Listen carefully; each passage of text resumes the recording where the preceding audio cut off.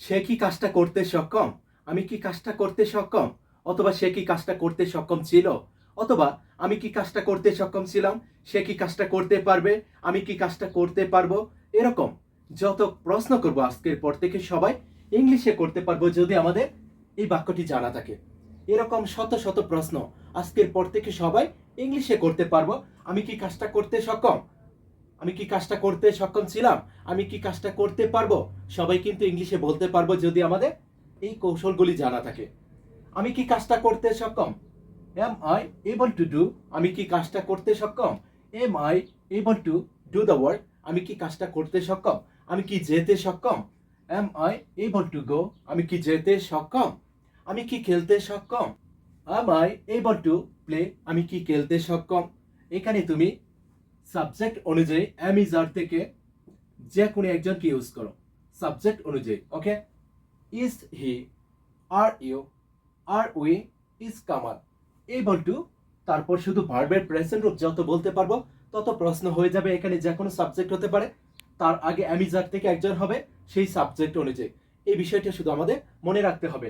এখন যদি প্রশ্ন করি আমি কি কাজটা করতে সক্ষম ছিলাম, আমি কি খেলতে সক্ষম ছিলাম, সেই ক্ষেত্রে অ্যামিজার এর পরিবর্তে হবে ওয়াজ অথবা ওয়ার, এদের যে কোনো একজন শুরুতে হবে। Was I able to do, আমি কি করতে সক্ষম ছিলাম?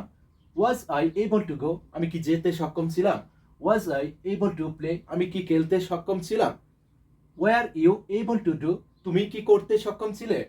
War we able to do, আমরা কি করতে সক্ষম ছিলাম?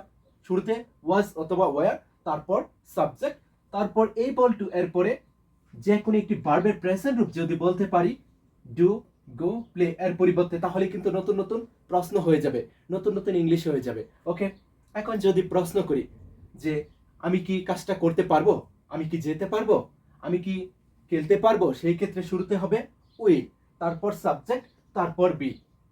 Will I be able to do, আমি কি করতে পারবো? Will I be able to go, আমি কি যেতে পারবো? Will I be able to play, আমি কি খেলতে পারবো? খুব সহজ কিন্তু। এখানে আই এর পরিবর্তে তুমি যে কোনো সাবজেক্ট ইউজ করো, যেই কাজটা করে তাকে তুমি এখানে বসিয়ে দাও। এখানে দেখবা অ্যামিজার থেকে কে হয়, এখানে দেখবা তার সাথে ওয়াজ ও এর থেকে কে হয়।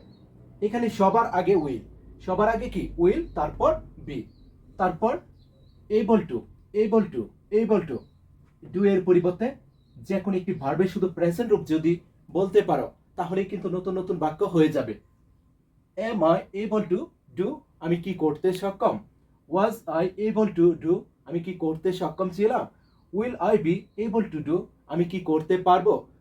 এই কৌশলগুলি যদি ফলো করতে পারি, আশা করি আজকের পর থেকে যখনই এরকম প্রশ্ন করব সবাই ইংলিশে করতে পারবো। তার জন্য তোমাকে অবশ্যই একটু প্র্যাকটিস করতে হবে, এই ক্লাসটা অনুসরণ করতে হবে, তাহলে কিন্তু হবে। আশা করি ক্লিয়ার।